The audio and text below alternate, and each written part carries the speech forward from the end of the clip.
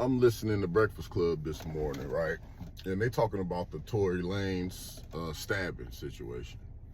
And I'm amazed at, despite how many of our brothers, cousins, uncles, daddies, sisters, mamas that are involved and have been involved in this carceral system, it still amazes me how little we know about this thing, and also how much people assume about prison. Now they talking about Tory getting stabbed, and they're saying, what's gonna happen to the other guy? Somebody, I think Just Hilarious, said, what's gonna happen to the other guy? And everybody in the studio was like, what's supposed to happen?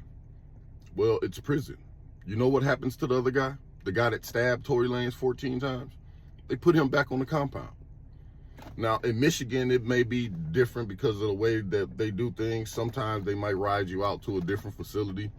But in general, it's prison. So, like, you don't get, what do you think happens? It's prison. They're not going to, like, relock him up. They say he's not going to get charged. Charged for what?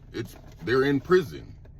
They already are in the place. Like, charging them to send them to where? To prison? They're there. So, like, yeah, that still does happen. But the reality of it is, they put us back in the same places with each other after we've been involved in assaults with each other. And they consider that humane. They consider that no big deal because you committed the crime, right? And you did whatever you did to get stabbed or stab somebody or whatever, right? So, like, to answer their question, I guess, yeah, they just put him right back on the same compound, and Tory Lanez will probably go back to the same compound too once he gets released from the infirmary.